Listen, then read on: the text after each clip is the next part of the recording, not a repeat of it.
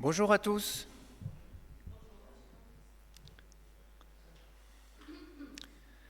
Je vous souhaite la bienvenue à tous dans notre chapelle du Roi d'Espagne.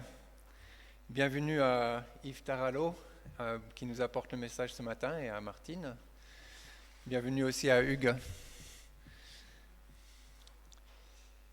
Le thème de ce culte, c'est l'enracinement dans la parole de Dieu et vivre une relation profonde avec Dieu, pour reprendre un petit peu les paroles de ton titre de message. Je vous propose de prier pour remettre ce culte à Dieu.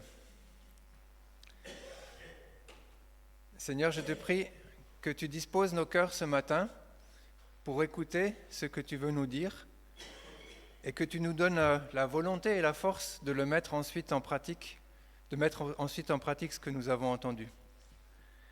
Merci pour ce temps que nous pouvons passer ensemble pour tourner nos regards vers toi, pour te louer et t'adorer, car toi seul es digne de louange. Merci Seigneur de nous avoir donné une famille avec qui nous pouvons partager nos joies et nos fardeaux. Amen. Et je propose de nous lever pour chanter ensemble le chant « Ensemble ».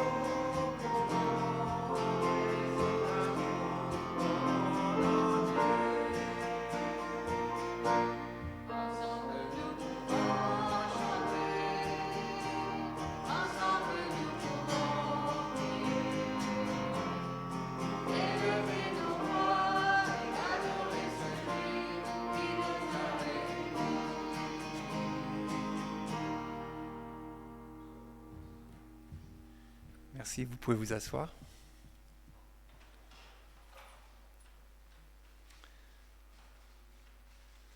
Je lis dans le livre des psaumes, le psaume au chapitre 1, versets 1 à 3. « Heureux l'homme qui ne marche pas selon les conseils des méchants, qui ne va pas se tenir sur le chemin des pécheurs, qui ne s'assied pas en compagnie des moqueurs. Toute sa joie, il la met dans la loi de l'Éternel, qu'il médite jour et nuit. Il prospère comme un arbre planté près d'un courant d'eau. Il donne toujours son fruit lorsqu'en revient la saison. Son feuillage est toujours vert. Tout ce qu'il fait réussit. » L'homme qui est décrit dans ce psaume est quelqu'un de très persévérant. Il médite le jour et la nuit. Il fait aussi très attention de ne pas tomber dans la facilité, de s'asseoir avec ceux qui font du mal, avec ceux qui se moquent, et de faire comme tout le monde sans réfléchir à ses voies. Mais même s'il n'a pas emprunté un chemin facile, cet homme-là éprouve de la joie. Il doit être patient, car le fruit de ses efforts ne vient qu'en son temps, à la bonne saison.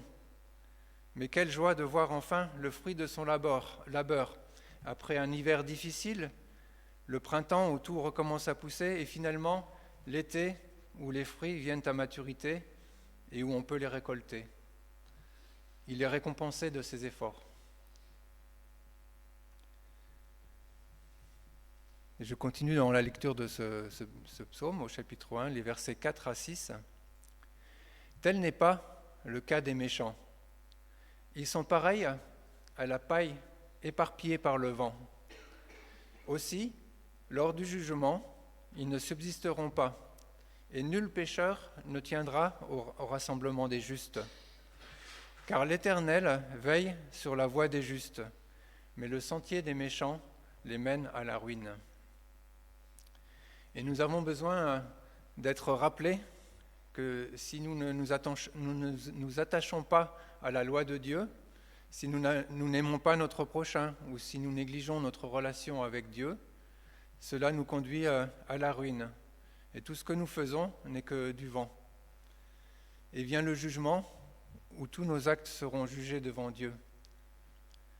Cependant, si nous sommes tombés, il est toujours là, il est toujours temps de le reconnaître et de demander pardon à Dieu et de lui demander de venir changer notre cœur méchant.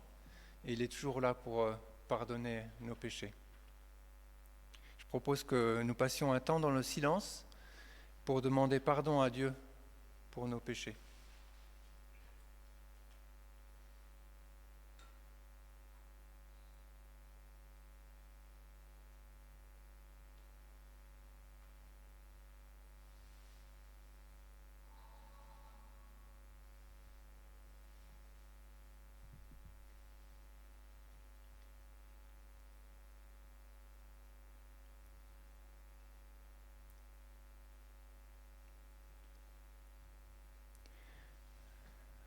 Nous restons assis pour chanter « Change mon cœur ».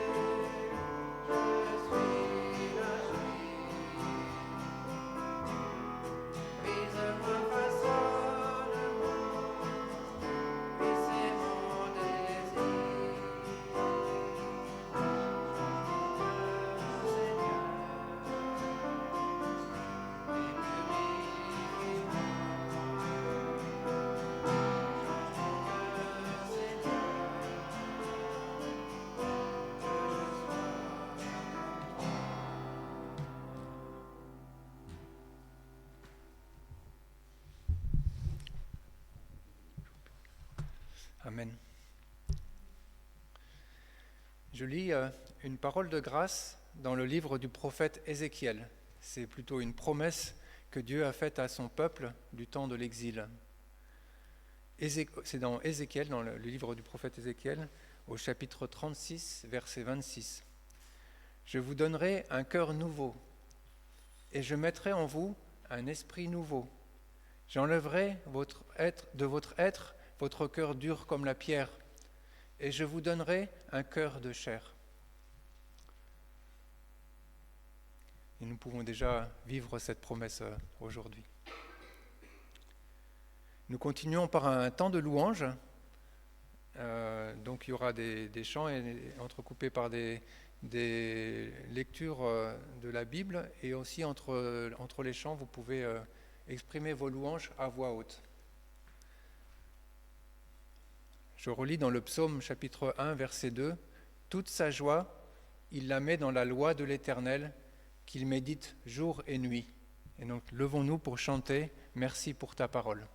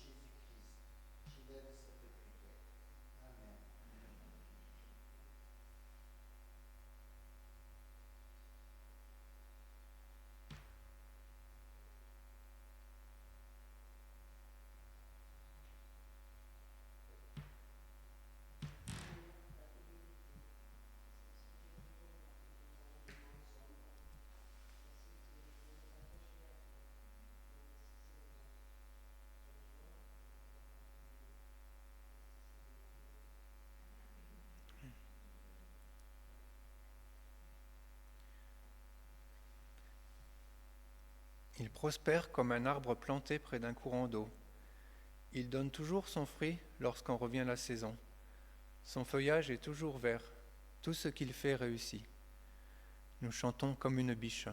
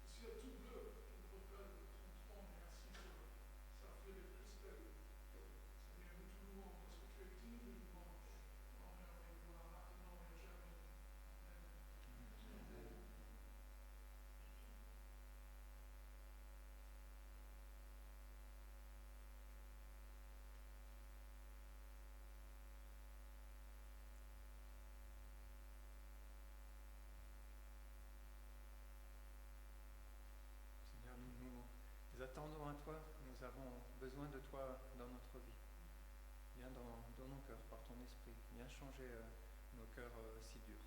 Amen.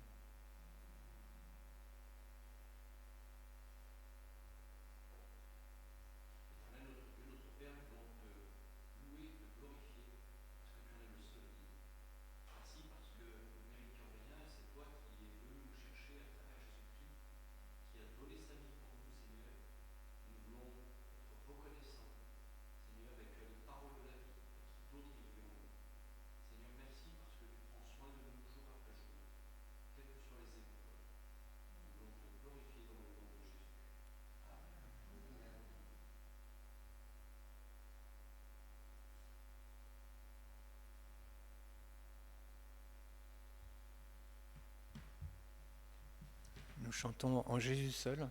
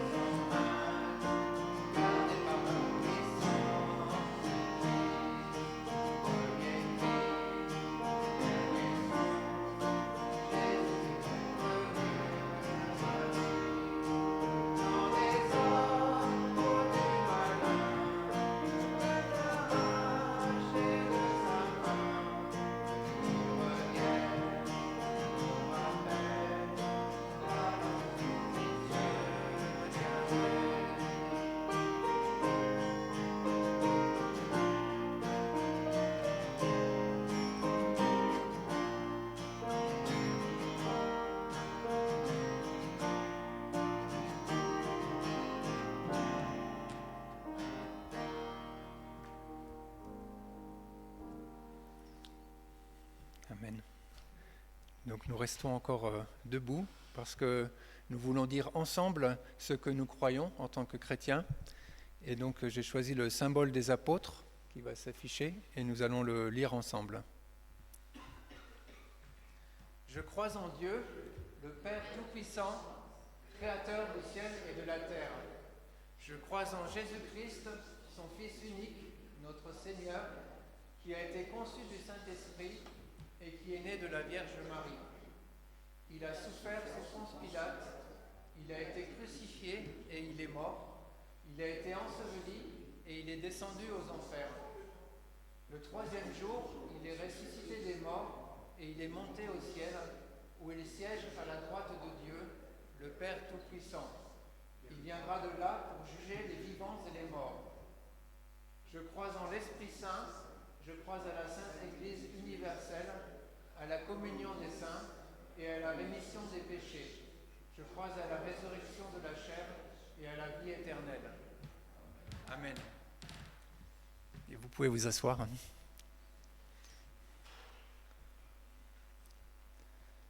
C'est le moment des offrandes. Que chacun donne ce qu'il aura décidé en son cœur, sans regret ni contrainte, car Dieu aime celui qui donne avec joie. Et je vais demander à Gérard si tu peux nous aider à faire la collecte.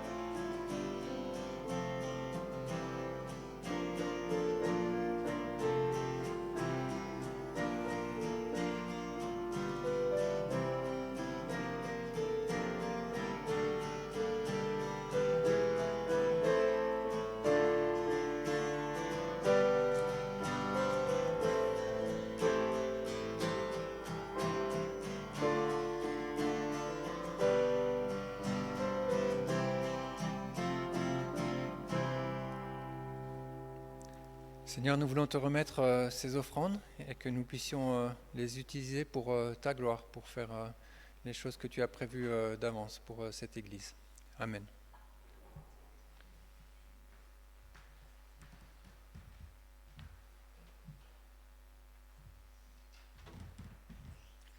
Donc je vais demander aux enfants maintenant si vous voulez venir devant. On va prier pour vous.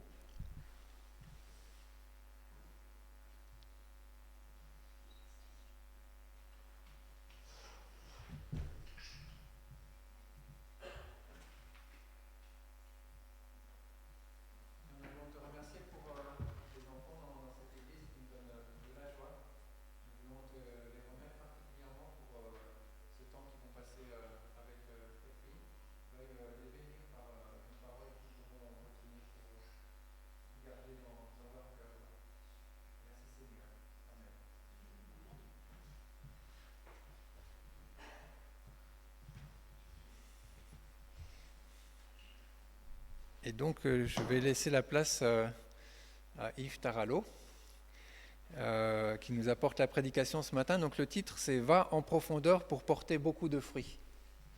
Voilà, donc c'est un programme.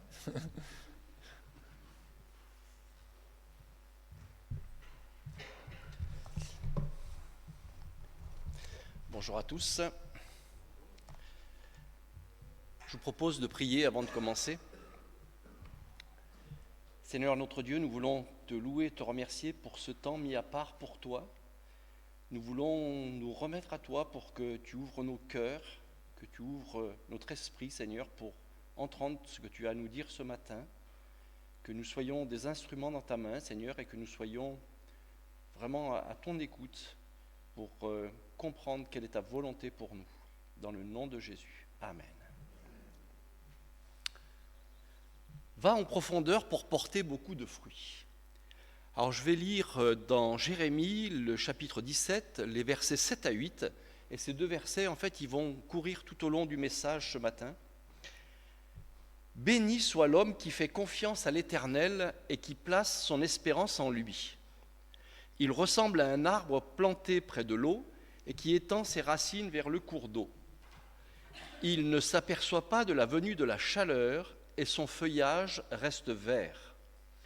Lors d'une année de sécheresse, il ne redoute rien, il ne cesse de porter du fruit. Alors on est bien placé en Provence pour savoir que l'eau est précieuse. Vous êtes bien placé dans le parc du Roi d'Espagne pour savoir que les arbres, il leur faut de l'eau pour tenir. Et ce passage nous montre qu'un arbre qui est là, quel que soit ce qui pourra arriver autour de lui, il va rester vert. Pourquoi ? Parce qu'il va plonger ses racines profondément pour aller chercher de l'eau. Alors là, on nous parle d'un cours d'eau, mais autour de l'église, il n'y a pas de cours d'eau. Mais les racines vont descendre en profondeur pour aller capter toutes ces molécules d'eau pour pouvoir vivre. Et il va être enraciné bien profondément et il va pouvoir continuer à porter du fruit malgré la sécheresse. Et ce passage est une métaphore de la vie chrétienne où nous sommes comme cet arbre, ou alors nous devrions l'être.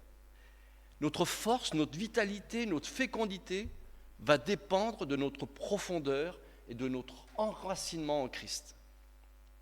Dans ce verset 8, cet arbre nous montre 3 points du message que nous allons voir ce matin. Il va puiser des ressources, ça c'est le premier point. Il va puiser des ressources, il faut qu'il mange, il faut qu'il boive. Et il nous est dit qu'il va étendre ses racines vers le cours d'eau. Le deuxième point, c'est qu'il va faire face aux épreuves.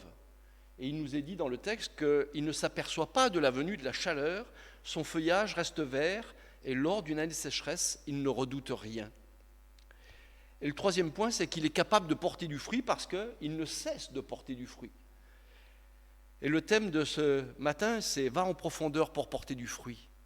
Va en profondeur pour puiser des ressources. Va en profondeur pour faire face aux épreuves. À un moment donné, Jésus, dans les évangiles, va appeler des disciples. Et il nous est dit dans Luc 5 au verset 4 qu'il va enseigner une foule immense et qu'après l'avoir enseigné, il va demander aux hommes de jeter leurs filets. Mais avant de jeter leurs filets, alors qu'ils reviennent sans avoir rien pris de la nuit, il va leur dire « Avance en pleine eau. Va où les eaux sont profondes. Allez là où vous n'êtes jamais allé. » Et pourtant, Pierre, cet homme, ce pêcheur expérimenté, avec ses compagnons, sont des professionnels de la pêche. Ils savent où il faut aller pêcher, mais ils vont faire confiance à la parole de Dieu. Et ils vont accepter l'invitation de Jésus à aller dans les eaux profondes, à aller là où Jésus les appelle, pour puiser les ressources qu'ils n'ont pas puisées jusqu'à présent et durant toute la nuit. Ils reviennent à vide. Et il leur demande d'aller plus loin et c'est ce qu'ils vont faire. Et nous devons aussi accepter dans notre vie chrétienne d'aller plus loin avec Jésus. Alors le message de ce matin, c'est un message de consécration, c'est un message où nous sommes appelés à aller en profondeur avec Dieu. Et premièrement, la première des choses, c'est la prière. On sait que sans la prière, il ne peut rien se passer. Nous sommes dans un monde spirituel.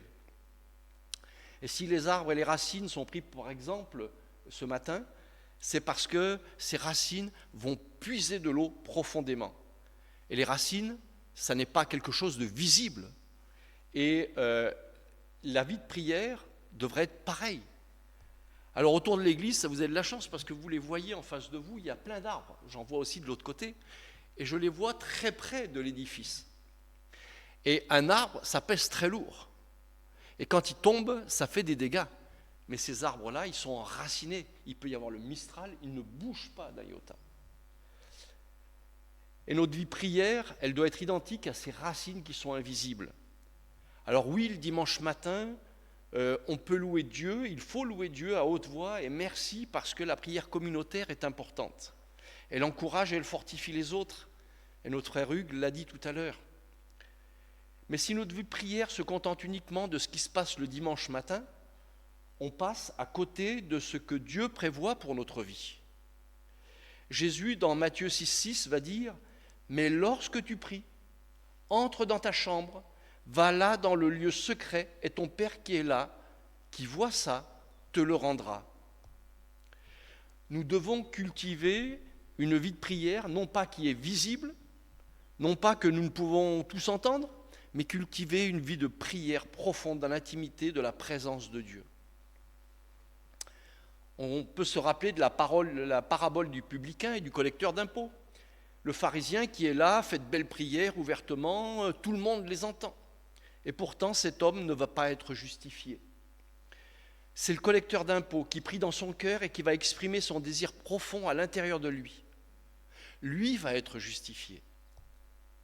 Alors on peut dire que la prière, c'est la respiration de notre esprit. C'est la respiration de notre âme. Et est-ce que ça nous viendrait à l'idée de prendre une bonne dose d'air le dimanche matin et puis de respirer à nouveau dimanche prochain? Ça serait strictement impossible. Je ne sais pas combien vous tenez en apnée, moi pas longtemps. La prière, ça doit être pareil. On doit être en communion constante avec le Seigneur. La vie de prière, c'est ce qui nous permet de respirer du côté spirituel.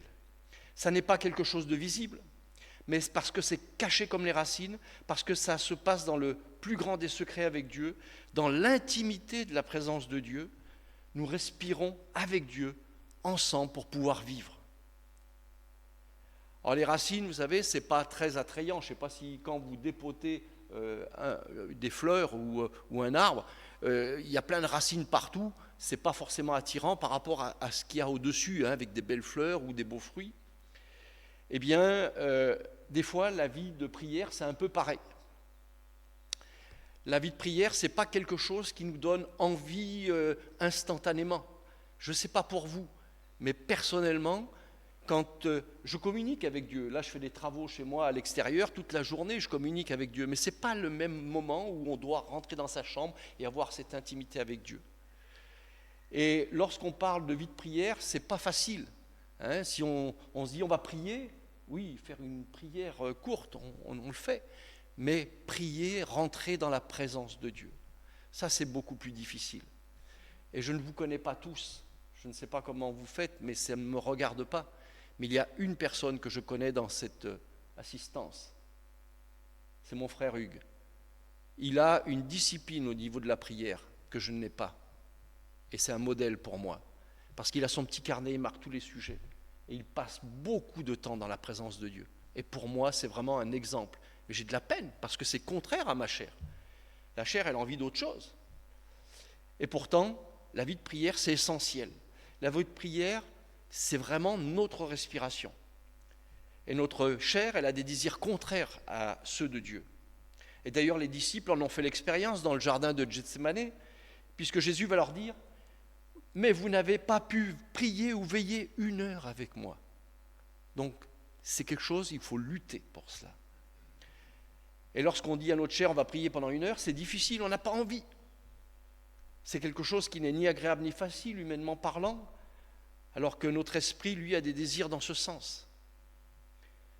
Cette vie de prière qui, en apparence, n'est pas attirante, mais pourtant, lorsqu'il y a des moments de lutte, de découragement, on a l'impression, même parfois, de prier dans le vide, on a l'impression que nos prières ne dépassent pas le plafond. Et là, on peut dire, « Seigneur, mais qu'est-ce qui se passe ?» Eh bien, ce sont justement dans ces moments-là où on lutte dans la prière que notre foi grandit, que notre foi est fortifiée, que notre foi arrive à maturité. Nous devons persévérer dans la prière. Paul dira, mais priez sans cesse. Priez sans cesse.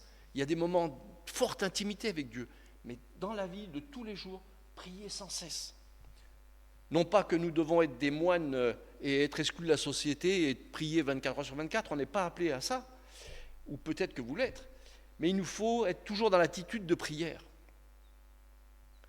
Et les racines sont beaucoup plus volumineuses dessous que ce qu'on peut voir dessus. Des scientifiques ont fait le test, ils ont déraciné n'importe quelle plante, amusez-vous, Vous déracinez et vous prenez chaque racine et toutes les radicelles et vous mesurez la longueur et vous les cumulez.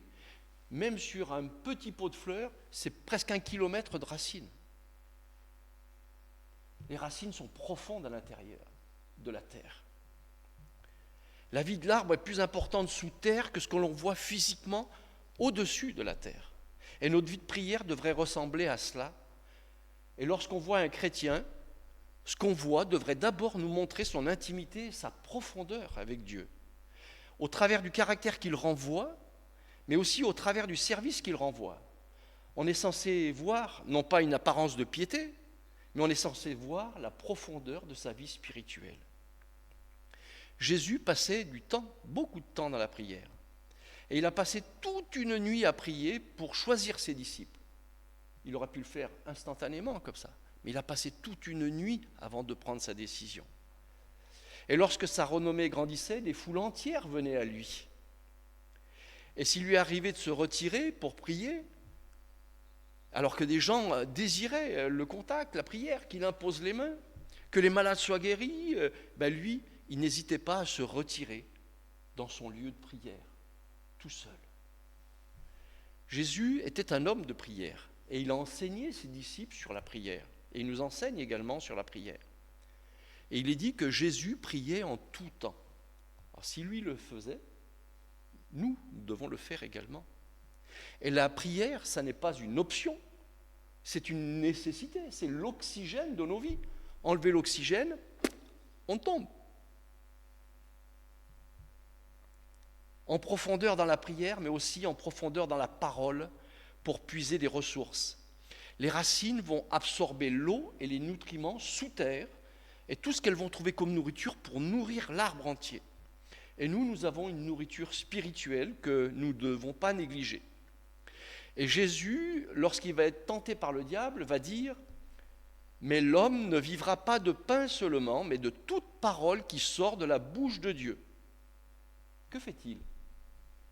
Il va citer l'Ancien Testament.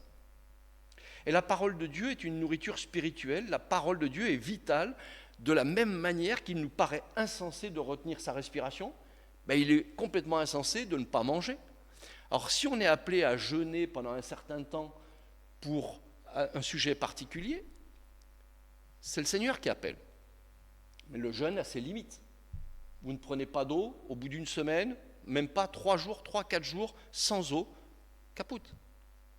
Sans nourriture, 1 mois, 5 semaines, et après capote. Eh bien, notre nourriture spirituelle, c'est d'aller puiser dans la parole de Dieu, dans la prière. Alors, quand on vient à l'église le dimanche matin, c'est pas pour se nourrir jusqu'à dimanche prochain. C'est pour se nourrir particulièrement ce jour-là, mais il faut continuer à nourrir son corps, son esprit, avec la parole de Dieu. Et la nourriture spirituelle dépend de notre vie avec Dieu, de notre intimité avec Dieu, de ce qu'on se nourrit nous-mêmes de la parole de Dieu. On ne peut pas se contenter de se nourrir 1 fois par semaine. Et nous devons mettre en place des choses dans nos vies qui nous permettent de dégager du temps pour pouvoir lire, pour pouvoir prier. C'est une discipline. Et alors des fois, vous allez me dire, mais je lis, je ne comprends pas, j'ai pas envie, etc., etc.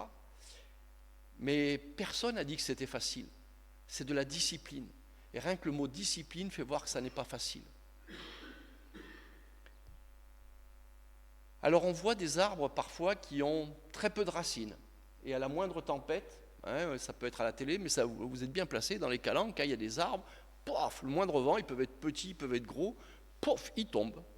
Ils étaient là depuis des années, depuis peut-être un demi-siècle, puis ils tombent. Voilà, les racines ne les tenaient plus.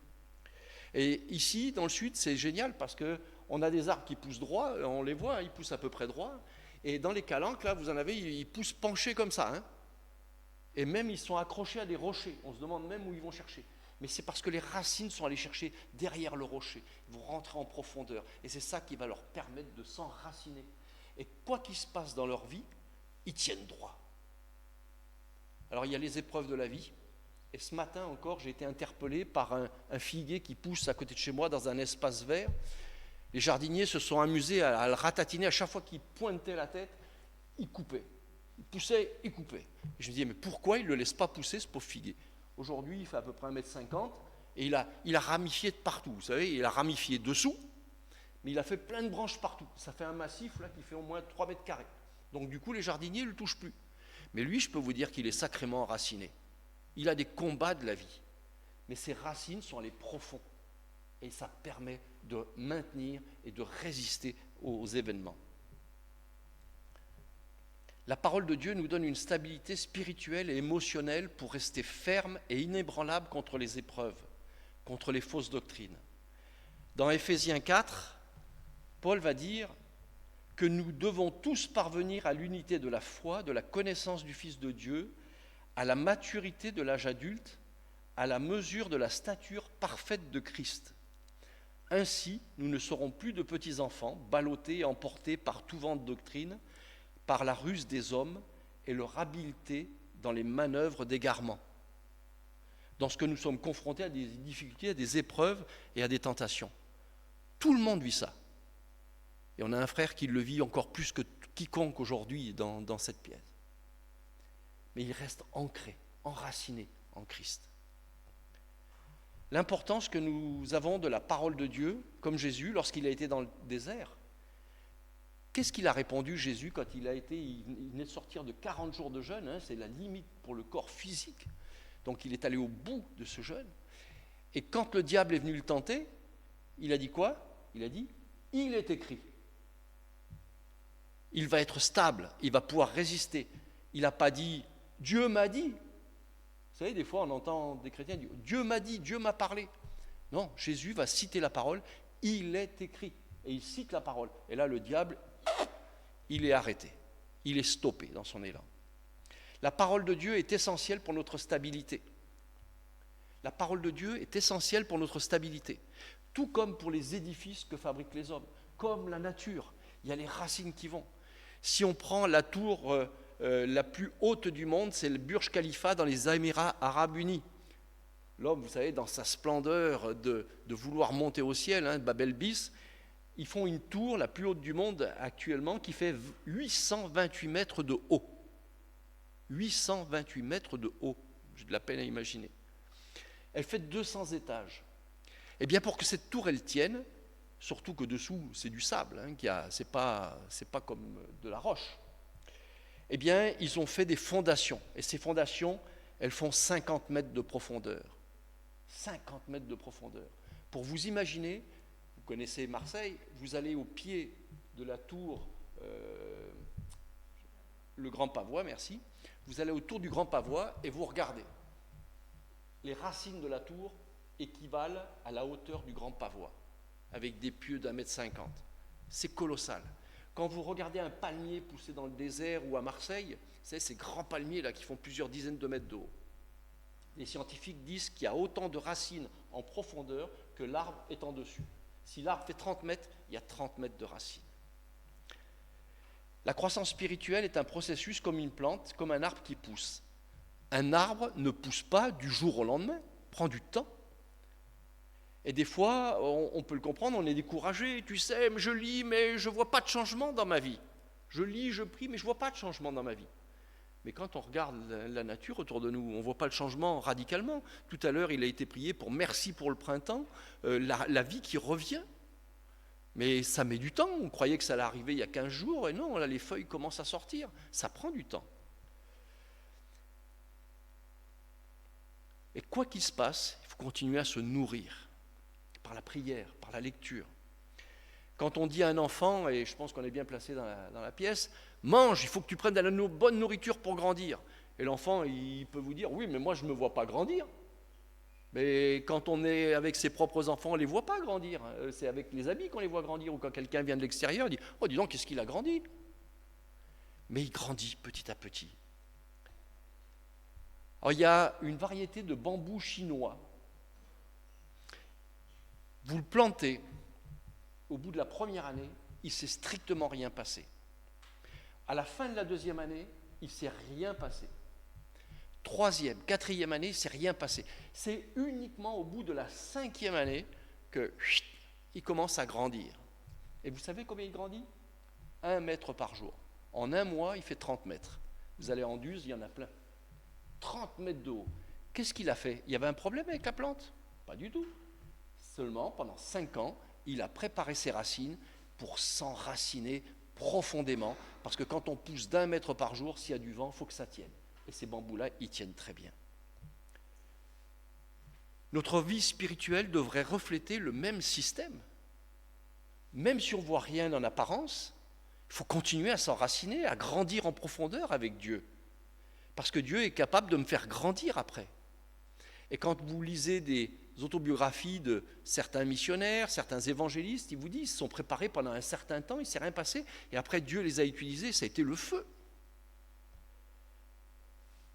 Et quelles sont les ressources que nous utilisons pour cela? Paul, dans les Épîtres, va parler de différents matériaux. Et dans 1 Corinthiens 3, il va dire, d'un côté, il y a de l'or, de l'argent, des pierres précieuses, et de l'autre côté, il va mettre en opposition le bois, le foin, la paille. Et nous, avec quels matériaux construisons-nous notre vie spirituelle? Alors d'un côté, ce sont des matériaux, des ressources que l'on trouve en profondeur. L'or, l'argent, les pierres précieuses, on ne les trouve pas comme ça en se baladant dans la forêt. Il faut creuser, il faut chercher.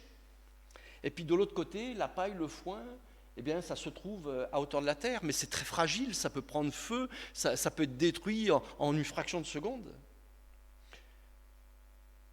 Les uns sont des matériaux qui sont purifiés par le feu et qui résistent aux épreuves, et de l'autre côté, on a des matériaux qui sont détruits par le feu. Avec quoi on veut construire notre vie? Avec quoi on veut s'enraciner avec Christ? Quelles sont les ressources que nous utilisons? Est-ce que nous utilisons les ressources de la prière, les ressources de la parole de Dieu, de la présence de Dieu? Ou alors les ressources avec lesquelles nous construisons notre vie, et chacun a sa vie, hein? Moi, le premier, des fois, je n'ai pas le temps de prendre 30 minutes ou 40 minutes pour passer du temps avec Dieu, mais ça ne me dérange pas de prendre 2 heures pour regarder un film. Chacun doit se remettre devant Dieu. Jésus a grandi dans la parole et il a utilisé cette parole. Alors ne nous contentons pas de faire un survol de la parole, mais de plonger dedans et de trouver notre trésor. Et je reviens à mon verset de base dans Jérémie 17,8. Il est dit, il ressemble à un arbre planté près de l'eau, il ne s'aperçoit pas de la venue de la chaleur et son feuillage reste vert lors d'une année de sécheresse. Il ne redoute rien. Mais c'est vachement puissant. Même quand il y a la sécheresse, il ne redoute rien. Et vous voyez, aujourd'hui, tout est vert autour de nous, hein, mais dès que la chaleur va arriver, la pelouse va commencer à jaunir, certains arbres vont commencer à fléchir, et d'autres vont rester droits et fiers et porter du fruit. Va en profondeur pour faire face aux épreuves. Alors, les épreuves, on a des attaques dans la vie, on en a tous. Il y a différents types d'épreuves que nous pouvons rencontrer dans nos vies. Les premières sont du type attaque spirituelle, où l'ennemi va essayer de nous mettre les bâtons dans les roues. On est dans la volonté de Dieu, mais l'ennemi nous empêche d'avancer. L'ennemi nous empêche de continuer, il essaye de nous freiner, de nous faire marche arrière. Alors l'exemple biblique, c'est Jésus qui va traverser le lac de Galilée. La Bible nous dit qu'il va rencontrer une tempête surnaturelle. Et que va-t-il faire? Il va résister. Il va calmer la tempête. Il va ordonner à la tempête de se calmer. Deuxième type d'épreuve, ce sont les tempêtes que nous rencontrons dans nos vies personnelles. Et là, ce sont peut-être nos mauvais choix que nous faisons ou nous subissons les conséquences de nos désobéissances. Là, c'est pas une attaque extérieure, c'est nos choix, nos désobéissances qui vont faire qu'on va avoir des épreuves. Et l'exemple que je vais prendre, c'est avec Jonas. Il va désobéir à l'ordre de Dieu et à cause de ses désobéissances, il va se retrouver dans une tempête. Et là, il n'y a pas d'ennemi, mais Jonas va se repentir et ensuite, il va continuer sa marche avec Dieu. Donc on a quelque chose à faire avec Dieu pour pouvoir continuer. Et le troisième type d'épreuve, ce sont les circonstances de la vie. Et celle-là, on n'y peut pas grand-chose. Et là, on va voir que Paul va se retrouver dans une tempête qu'il n'a pas provoquée à cause de sa désobéissance, comme Jonas. Et la Bible ne nous montre pas que c'est l'ennemi qui vient s'opposer à lui, mais ce sont les circonstances de la vie. Que va-t-il faire? Il va faire confiance à Dieu. Il va être en paix au sein même de la tempête. Et notre attitude au sein de l'épreuve, au sein des tempêtes que nous pouvons rencontrer, au sein même des circonstances que nous avons parfois dans nos vies, ça va faire toute la différence. Le Saint-Esprit veut plus agir sur nos attitudes que sur nos actions. Le Saint-Esprit veut plus agir sur nos attitudes que sur nos actions. Et dans l'Ancien Testament, on voit constamment les 10 commandements où il est question de faire. Tu feras ci, tu ne feras pas ça. Mais à ce moment-là, le peuple de Dieu n'avait pas le Saint-Esprit en lui. Donc il devait faire. Mais dans le Nouveau Testament, le Saint-Esprit vient habiter à l'intérieur de tous les croyants. Il n'est plus question de faire, ou il est moins question de faire, mais plus question de réagir dans nos attitudes. Et c'est pour ça que dans le verset, on lit « Il ne s'aperçoit pas de la venue de la chaleur et son feuillage reste vert ». C'est parce qu'on a le Saint-Esprit en nous. Et le feuillage de l'arbre ne dépend pas des circonstances extérieures. Et la façon dont nous réagissons aux circonstances est plus importante que les situations elles-mêmes. Pour illustrer cela, je prends un exemple. Tu perds ton travail. C'est quelque chose que tu n'as pas forcément provoqué. Ce n'est pas forcément l'ennemi qui vient s'opposer à toi, mais c'est une circonstance de la vie. Tu perds ton travail. Et la Bible nous dit dans Matthieu 5, 45, Dieu fait se lever son soleil sur les méchants et sur les bons. Il fait pleuvoir sur les justes et les injustes. Il y a des bonnes circonstances qui arrivent à tout le monde et des mauvaises circonstances qui arrivent à tout le monde. Alors si on perd son travail, quelle est ta réaction? Tu ne peux pas forcément agir sur les circonstances, mais tu peux réagir sur ta réaction. Est-ce que tu vas dire « Oh, je perds mon travail, je suis à moins que rien, je n'arrive pas à faire ce que je veux ». Et là, tu tombes dans la dépression, la plainte, la complainte. Ça, c'est une première action possible. Ou alors, tu perds ton travail et tu réagis différemment. Au lieu des plaintes et de l'apitoiement sur toi-même, tu es plein de confiance et tu vas dire « Je sais que mon Dieu est vivant, je sais que mon Dieu est fidèle, je sais qu'il pourvoira chacun de mes besoins. » Parce que c'est biblique, il l'a promis. Est-ce qu'on le croit? Et au lieu de tomber dans la dépression, dans l'apitoiement, tu es rempli de confiance. Tu t'appuies sur les promesses de Dieu. Une circonstance identique pour deux réactions complètement différentes. Et la prière ne doit pas être vue comme un moyen où on voit Dieu comme un distributeur de bénédictions. La prière doit être vue comme un moyen où on ne cherche pas la bénédiction de Dieu, mais le Dieu de la bénédiction. On va dans sa présence pour être rempli du Saint-Esprit, pour être rempli de paix. Et dans Philippiens 4 au verset 6, on peut lire « Ne vous inquiétez de rien, mais en toute chose, dans n'importe quelle circonstance, bonnes ou mauvaises. » C'est moi qui le rajoute. Faites connaître votre besoin à Dieu par des prières, des supplications, ayant une attitude de reconnaissance, et la paix de Dieu qui dépasse tout ce que l'on peut comprendre gardera vos cœurs et vos pensées en Jésus-Christ. Lorsqu'on va dans la prière, non pas pour demander des choses à Dieu, mais pour être rempli du Saint-Esprit, Dieu est capable de nous donner une paix qui dépasse toute compréhension. Les autres pourraient te regarder et dire « Mais comment ça se fait ? Il traverse tant d'épreuves, de tempêtes, et pourtant il est bien, il est dans le calme, il est dans la paix. » Et je suis désolé, encore une fois ce matin, je vais prendre Hugues, mon frère, comme exemple. Il vit une tempête terrible dans sa vie, mais il fait confiance à Dieu. Et ses paroles, il les met en pratique. Et pour moi, c'est un exemple. Je suis loin d'être parfait, je suis comme vous, moi. J'ai besoin de cheminer avec le Seigneur. Mais mon frère, qui est mon aîné, il met ses paroles en pratique. Il les croit. Et moi, je dois suivre cet exemple. Je dois mettre en pratique la parole de Dieu. Peu importe la sécheresse par laquelle tu es en train de passer, ton feuillage reste vert. La foi ne nous dispense pas des mauvaises choses, pas du tout. Ce n'est pas une assurance vie. Ce n'est pas parce qu'on est chrétien que ça y est, on est bien, on flotte sur un petit nuage et jusqu'à ce que le Seigneur revienne. La foi ne nous dispense pas des mauvaises choses, Mais la foi nous équipe pour le voyage. La foi nous équipe pour faire face aux épreuves à traverser. Alors durant l'hiver, on va revenir aux arbres, durant l'hiver, les arbres, vous savez, la sève descend en terre pour éviter que les branches ne gèlent et que l'arbre ne dépérisse. Donc toute la sève, toute la vie se retourne dans le sol. Et qu'est-ce qui se passe? Il ne dort pas, le dessus dort. Mais l'intérieur, les racines, elles ne dorment pas, elles continuent à travailler et l'arbre se régénère pour la saison suivante, pour ressortir son feuillage, et on le voit maintenant, et pour porter du fruit. Et c'est exactement ce que nous devons faire dans nos vies. Il y a des moments où ça va très fort, des moments où ça va moins fort, et on peut se retirer sur soi, peut-être. Mais il faut rester enraciné avec Dieu, continuer à manger la parole de Dieu et à boire l'eau de vie.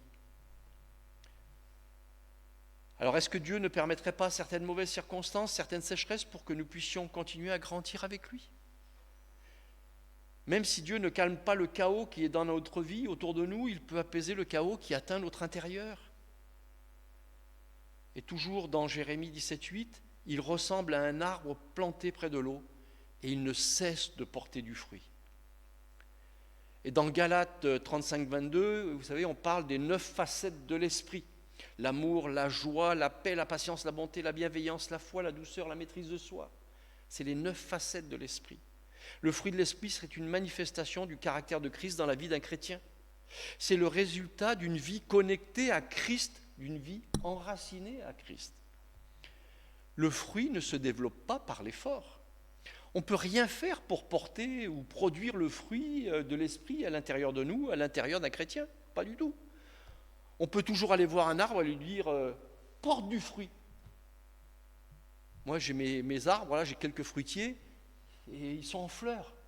J'ai beau leur dire « porte du fruit ». Non, mais c'est parce qu'ils sont enracinés, on leur donne à boire, à manger, ils vont préparer la saison suivante, ils vont porter du fruit. Et on doit faire pareil dans notre vie.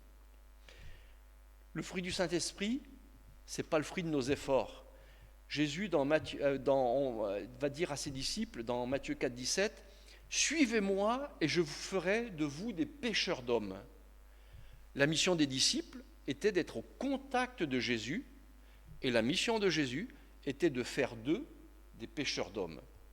Les disciples devaient être en contact avec Jésus et Jésus, par leur contact avec lui, les a fait devenir des pêcheurs d'hommes. Et nous, c'est exactement le même principe, nous sommes au contact de Dieu et lui fera de nous des personnes aimantes, des personnes joyeuses, des personnes maîtres d'elles-mêmes, des personnes patientes, parce que nous sommes reliés à lui. C'est lui qui fait, c'est pas nous. Nous devons rechercher l'amour, nous ne devons pas rechercher à être plus patients, rechercher à être plus maîtres de nous-mêmes. Nous devons chercher à être enracinés en Dieu et c'est Dieu qui va nous donner le fruit. Ce n'est pas quelque chose qui vient naturellement, c'est parce que nous sommes reliés à lui que ça va le faire. C'est ce que Jésus dira dans Jean 15 au verset 5. « Je suis le cep, vous êtes les sarments. Celui qui demeure en moi et en qui je demeure porte beaucoup de fruits. Car sans moi, vous ne pouvez rien faire. » C'est Dieu qui fait, ce n'est pas nous. Tout ce que nous faisons, c'est le fruit de la chair et ça ne marche pas. Mais lorsque Dieu fait, ça fait toute la différence. Le sarment porte du fruit, il ne produit rien. Le sarment porte du fruit, ce n'est pas lui qui produit. Notre mission consiste à cultiver l'intimité pour être en profondeur avec Dieu. Et sa mission consiste à produire le caractère. Pour tous ceux qui ont eu des bébés, des enfants, les bébés sont le fruit de l'intimité des parents.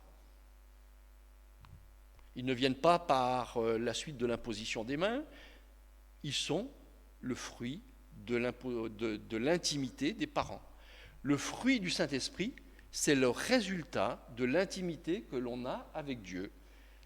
Le fruit du Saint-Esprit, ça ne vient pas suite à une prière qu'on fait sur toi. Le fruit du Saint-Esprit vient de ton intimité avec Dieu.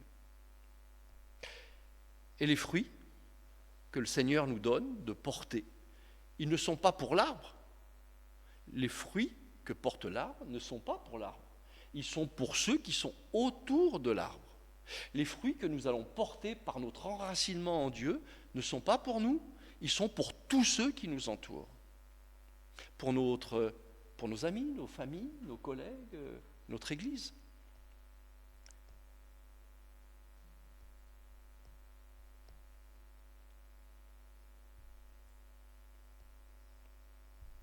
Je voulais couper un peu, mais ce que Dieu dépose en chacun de nous, nous pouvons le déverser sur les autres. Mais ça ne nourrit pas forcément tout cela. Et si nous, on a un conjoint qui ne croit pas en Dieu, si on a des enfants qui ne croient pas en Dieu ou des collègues qui ne croient pas en Dieu, ils ne se soucient pas de la grandeur de notre Église. Ils ne se soucient pas du charisme que nous pouvons avoir, mais ils se soucient de la nourriture qu'on peut leur apporter, de l'attitude que nous pouvons avoir. Est-ce que vis-à-vis d'eux, nous sommes des personnes aimantes, joyeuses, remplies de foi, maîtresses d'elles-mêmes, etc. Alors malheureusement, parce qu'on peut voir même des hommes de Dieu qui sont des hommes que l'on croit inspirés, qui, lorsqu'ils sortent de leur sphère, ne nourrissent pas leurs enfants ou leur famille. Et ça fait mal. Et on doit porter du fruit pour nourrir tous ceux qui sont autour de nous, pas pour nous.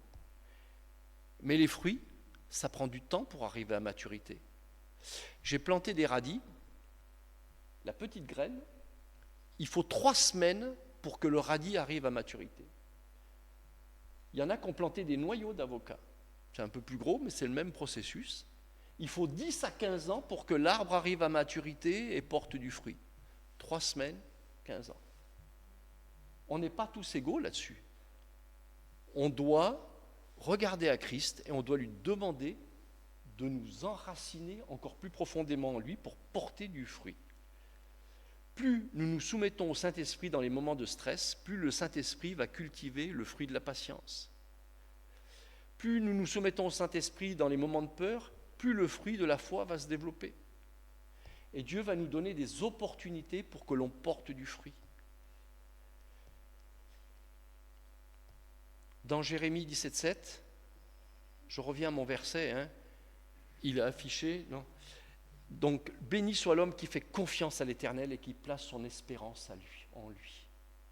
Il ressemble à cet arbre planté près de l'eau et qui étend ses racines vers le cours d'eau. Alors,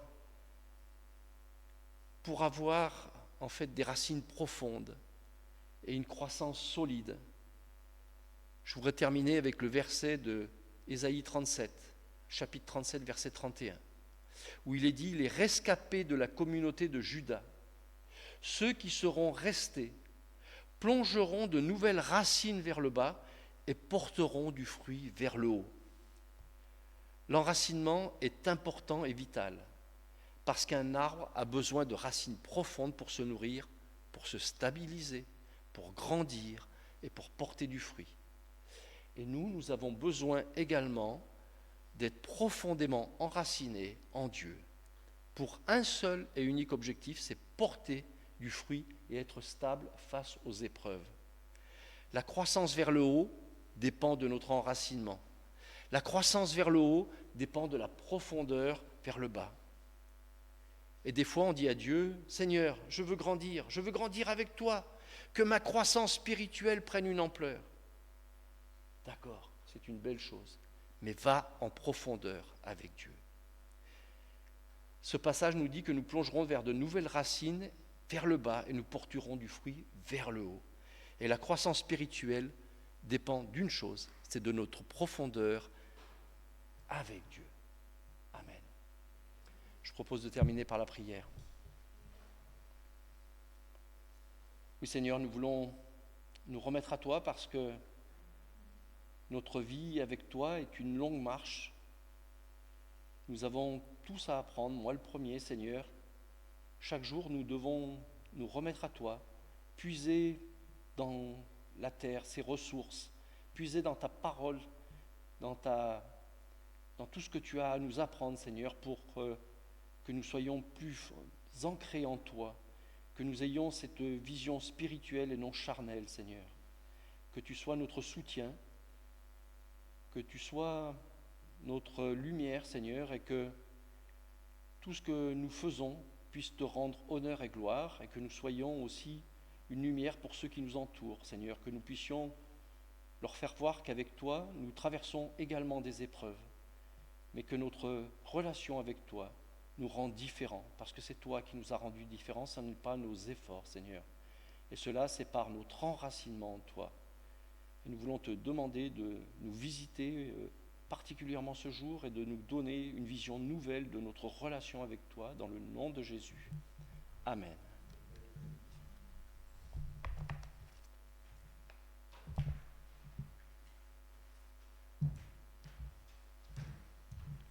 Merci Yves. J'ai bien aimé l'image du bambou et de l'avocat. Parfois on ne voit pas la croissance venir, on se pose des questions, mais il y a tout un travail dans la profondeur. Et je prie pour notre Église que nous puissions continuer de faire des racines dans la profondeur, que nous puissions nous enraciner dans la parole de Dieu et dans la prière avec Dieu, dans notre relation avec Dieu. Et si Dieu le veut, un jour, nous allons devenir un grand arbre qui porte des fruits pour le quartier autour. Amen. Je vais laisser Hugues maintenant pour le repas du Seigneur.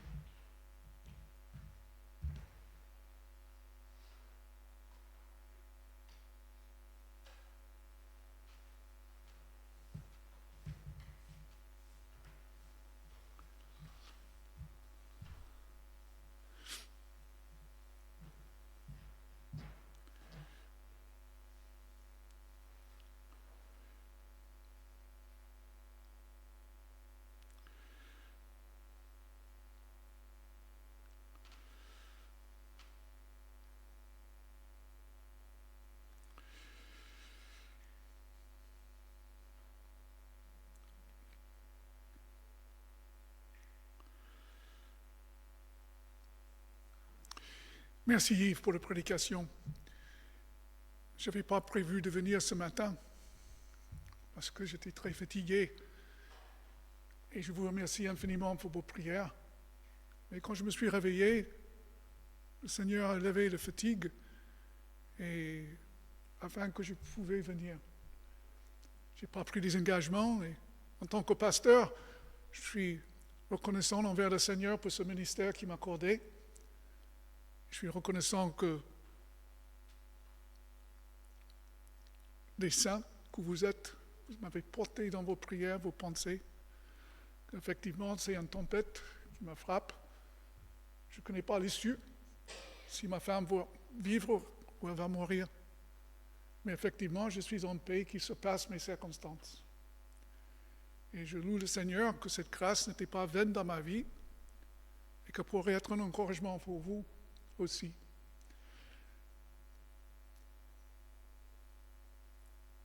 Tout à l'heure, on a chanté un cantique et ça m'a fait mal à chanter des paroles parce que ces paroles n'étaient pas bibliques. On ne remarque pas. Et moi, je remarque et je veille parce que je suis pasteur. On a chanté que Christ était mis dans le tombeau où il se reposait. Et la prochaine ligne, les ténèbres ont vaincu la lumière. C'est faux. Quand Christ était dans le tombeau, il restait actif. Il était au séjour des morts pour libérer les captifs. Et les ténèbres n'ont pas vaincu la mort. Les ténèbres étaient là parce que la colère de Dieu est tombée sur Christ. Et donc la lumière, pleine journée, a disparu. Ce n'est pas les ténèbres qui a vaincu, c'est le signe de jugement. Satan croyait qu'il avait gagné. Il ne savait pas qu'il avait perdu. Et quand Christ a crié, tout est accompli, la lumière est brillée dans les ténèbres. Et quand il est descendu dans le tombeau pour libérer les captifs, les démons avaient été horripilés. Ils ne pouvaient pas supporter cette lumière brillante. Satan savait qu'il avait perdu à ce moment-là. Vous êtes lumière du monde. Et donc ça m'a fait du mal à revenir sur les cantiques, mais je ne peux pas m'empêcher de veiller sur ces cantiques. pas pour moi, pour le bien-être de l'Église. La parole d'Yves ce matin est importante parce qu'au fur et à mesure que le temps va passer, les choses vont devenir de plus en plus difficiles. Et je loue le Seigneur que je passe un moment très difficile. Je suis peiné, c'est un mal, et je râle contre le mal, mais reconnaissons envers le Seigneur, parce qu'il ne nous abandonne jamais, parce qu'il y a des avertissements dans la parole de Dieu, qu'à un moment donné, nous les chrétiens vont perdre l'espoir, on risque de baisser les bras. Et moi, la dernière méditation que j'ai envoyée, je parlais du fait qu'on est des sentinelles, il faut veiller, il faut regarder, il ne faut pas baisser les bras. Et c'est pourquoi on a besoin les uns les autres pour se porter mutuellement, comme j'ai besoin de vous. Vous ne m'avez pas dessus, vous m'avez porté. Et je vous remercie infiniment du fond de cœur. Nous allons passer maintenant à la table de Sainte Seine. Et c'est pour réfléchir de nouveau sur la centralité de la foi chrétienne. Christ mort et ressuscité pour nos péchés. Le fait qu'il soit infiniment Dieu, il a la capacité de pardonner tous nos péchés, mais il a fallu qu'il soit homme pour le faire. Et donc il était véritablement homme qui a souffert, il est mort. Mais quand il a crié, tout est accompli, c'est parce qu'il était, puisqu'il est Dieu, la valeur de son sang était infinie. Il pouvait couvrir nos péchés, passés, présents et futurs. Et un jour, il va revenir. Il va nous ressusciter, il va nous transformer. En attendant ce jour, comme Yves nous a rappelé ce matin, il faut fixer le regard sur Christ, enraciner nos vies dans lui, par la puissance du Saint-Esprit. Je ne veux pas prêcher là, mais je suis ému ce matin. Écoutez donc ce que le Seigneur a dit par rapport au Seigneur, le Sainte Seine.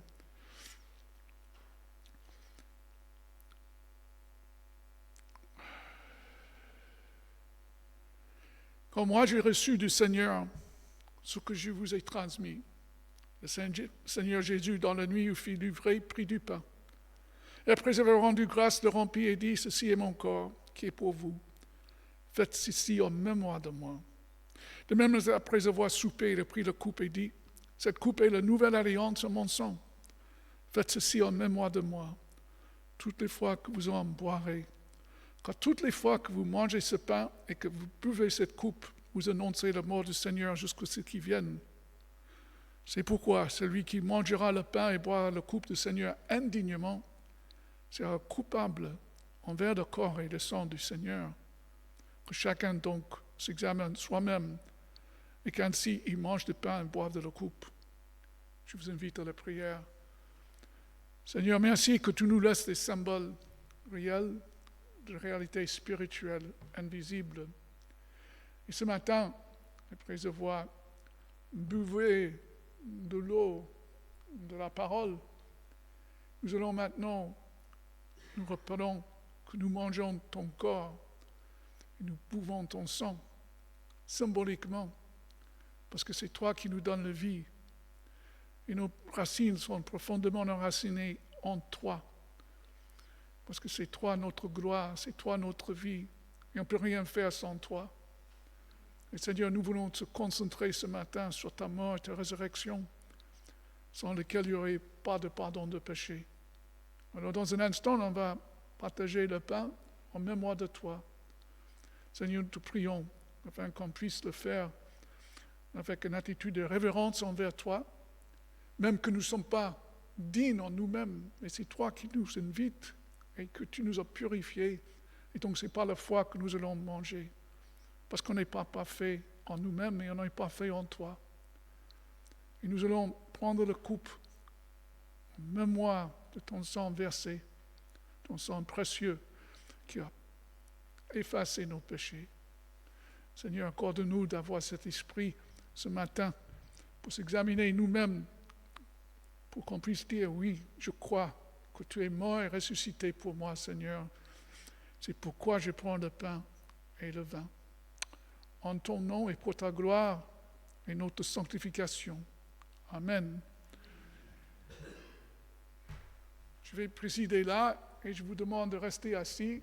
Et je vais demander à Pierre de m'aider à distribuer le pain et après la coupe. D'abord le pain et nous allons manger ensemble. Et on va distribuer la coupe après et on va boire ensemble. D'accord? Merci.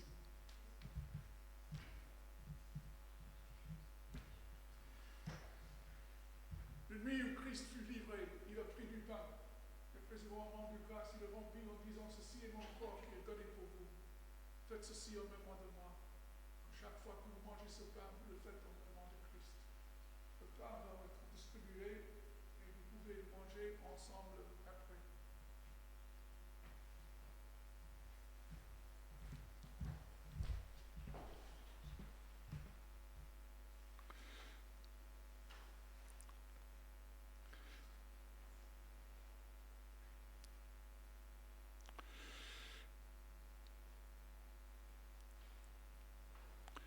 Jésus prit des pains, rendit grâce et distribua à ceux qui étaient là. Il a fait de même avec les poissons.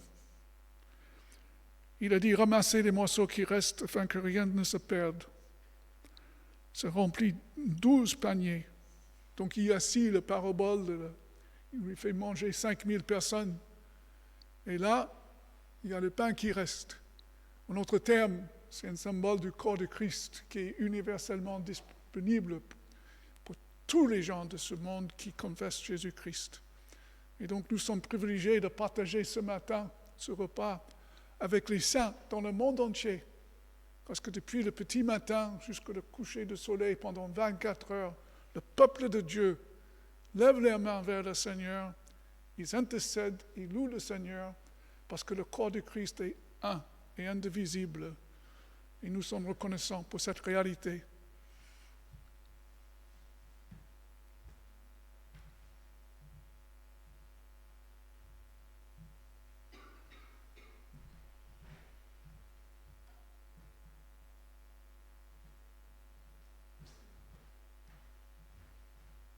Prenez et mangez le corps de Christ en mémoire de lui.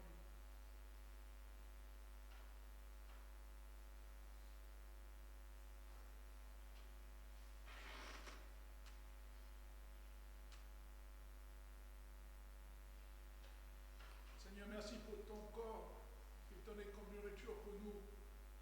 Merci pour ton corps qui est brisé. Et comme le pain nous nourrit nos corps, ton corps nous nourrit aussi spirituellement. Nous te rendons grâce. Amen.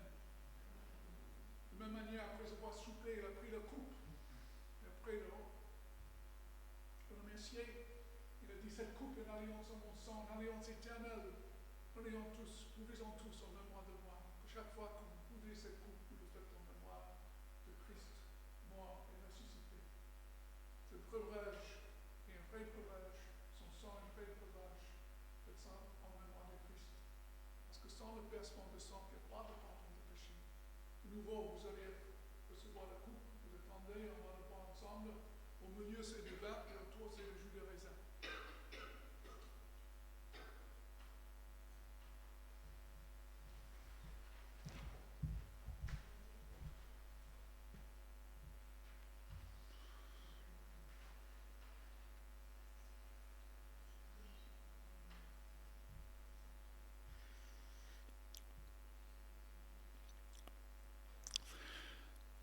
Jésus disait: en vérité, je vous le dis, vous me cherchez maintenant, non parce que vous avez vu des miracles, mais parce que vous avez mangé des pains. Mais travaillez non en vue de la nourriture qui périt, mais en vue de la nourriture qui subsiste pour la vie éternelle, celle que le Fils de l'homme vous donnera, que c'est lui que le Père a marqué de son sceau. Ils lui dirent: que ferons-nous afin de travailler pour les œuvres de Dieu? Jésus leur répondit: ce qui est l'œuvre de Dieu, c'est que vous croyez en celui qui l'a envoyé. Quel miracle fais-tu donc, lui dirent-ils, afin que nous voyions et que nous croyions? Quelle œuvre fais-tu?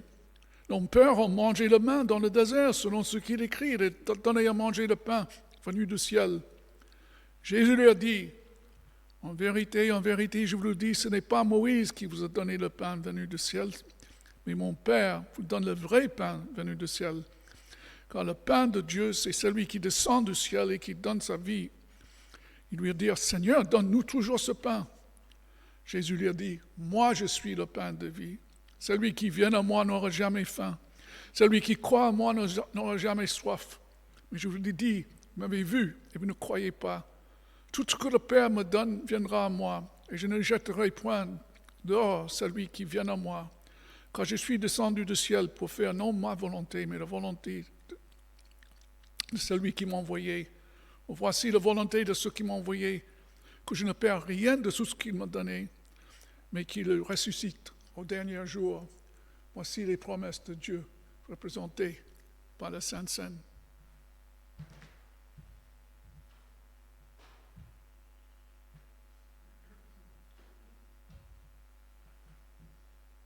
Pour la bénédiction que nous prenons, c'est dans le sang de Jésus-Christ, l'alliance éternelle.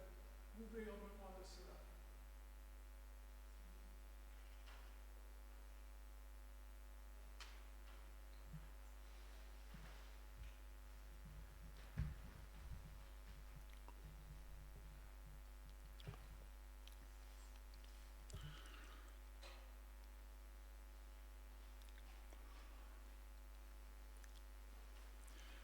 Voici en effet la volonté de mon Père. Quiconque voit le Fils et croit en lui a la vie éternelle. Et je le ressusciterai au dernier jour. Les gens m'aimeraient parce qu'il avait dit, moi, je suis le pain descendu du ciel. Celui-ci n'est pas Jésus, fils de Joseph, lui dont nous connaissons le Père et la Mère. Comment donc-il, je suis descendu du ciel? Jésus dit, ne m'aimerez pas. Nul ne peut venir à moi si le Père qui m'a envoyé ne le tire. Et je le ressusciterai au dernier jour. Il est écrit dans les prophètes, ils seront tous enseignés de Dieu. Quiconque a entendu le Père et reçu son enseignement vient à moi.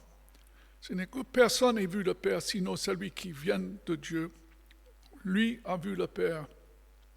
En vérité, je vous le dis, celui qui croit a la vie éternelle. Moi, je suis le pain de vie. Vos pères ont mangé le main dans le désert, ils sont morts. C'est ici le pain qui descend du ciel afin que celui qui en mange ne meure pas. Prions. Seigneur, nous te bénissons pour cette réalité, de manière que tu avais institué le Sainte Seine. C'est un rappel sans relâche à nous de fixer le regard sur toi, de nous rappeler de tes promesses précieuses. Pour celui qui croit dans son cœur et confesse avec sa bouche, il sera sauvé. Seigneur, merci pour cette force que tu nous donnes. Nous te louons en ton nom, Jésus. Amen.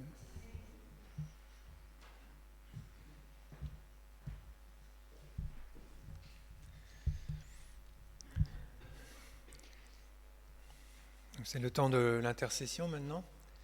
Donc nous voulons continuer de prier pour Martine et pour Hugues et la famille.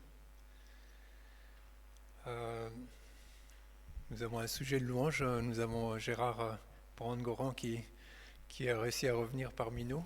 Et merci Seigneur qu'il peut marcher de nouveau avec le déambulateur. Nous voulons prier aussi pour les dirigeants du monde dans ces temps qui sont perturbés par les guerres et aussi les guerres commerciales. Que Dieu donne de la sagesse aux dirigeants. Je ne sais pas si vous avez d'autres sujets de prière à partager.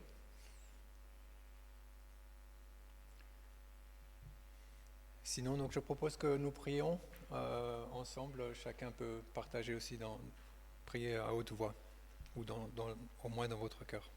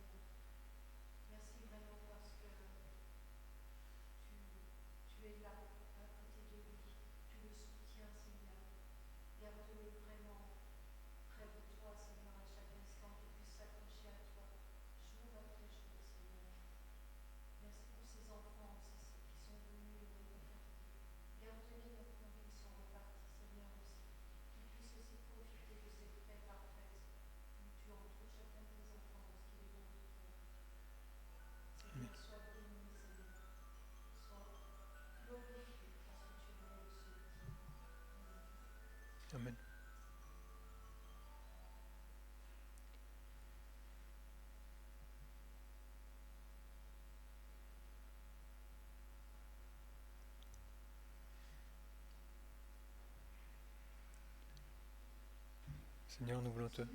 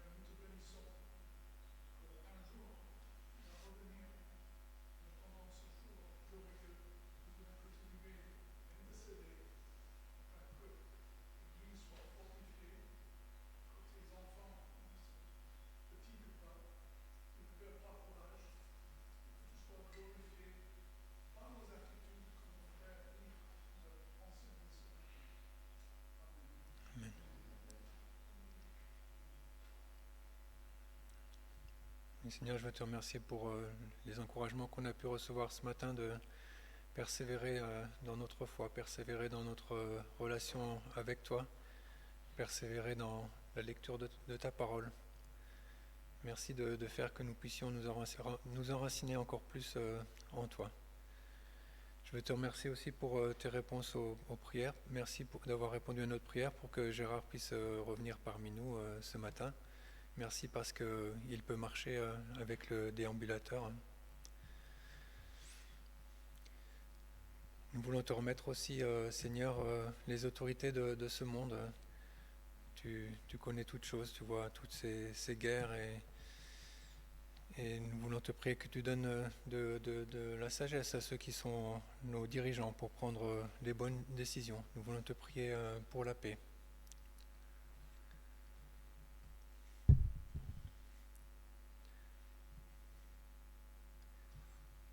Voilà, Seigneur, nous voulons te remettre cette semaine qui vient, que nous puissions continuer de marcher avec toi. Amen. Amen.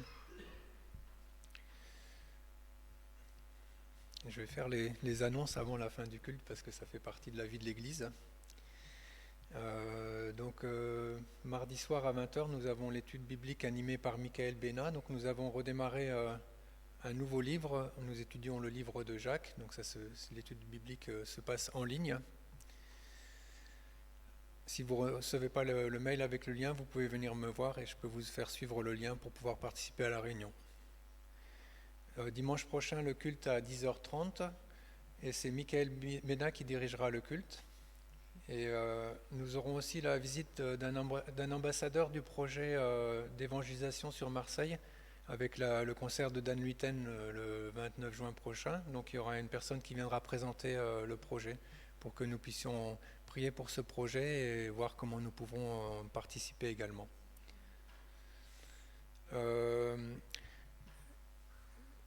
Pour le repas fraternel, on se posait la question s'il y aura suffisamment de monde pour le dimanche de Pâques. Donc ce n'est pas dimanche prochain, ça serait le dimanche d'après. Donc si vous pouvez me dire si vous serez là, comme ça on peut confirmer qu'on ferait le repas ce dimanche-là. Voilà, donc c'est tout pour les annonces. Et je vais demander à Hugues si tu veux faire la bénédiction et après on chantera un chant que la grâce de Dieu.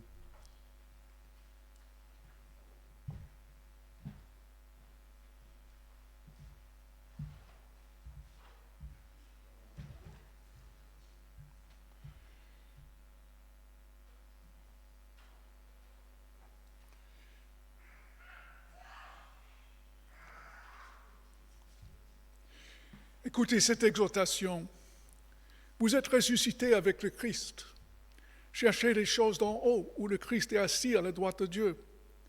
Pensez à ce qui est en haut et non à ce qui est sur la terre, car vous êtes morts et votre vie est cachée avec le Christ. Quand le Christ, votre vie, paraîtra, alors vous paraîtrez aussi avec lui dans la gloire.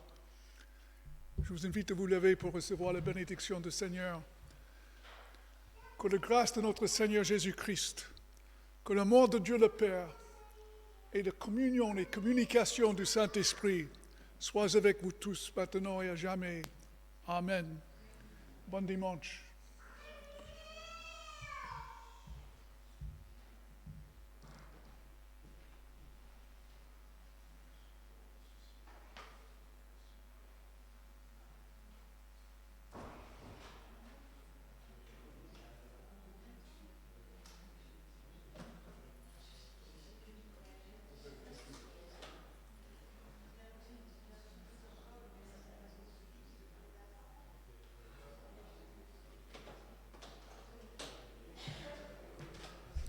Nous allons chanter le chant Que la grâce de Dieu.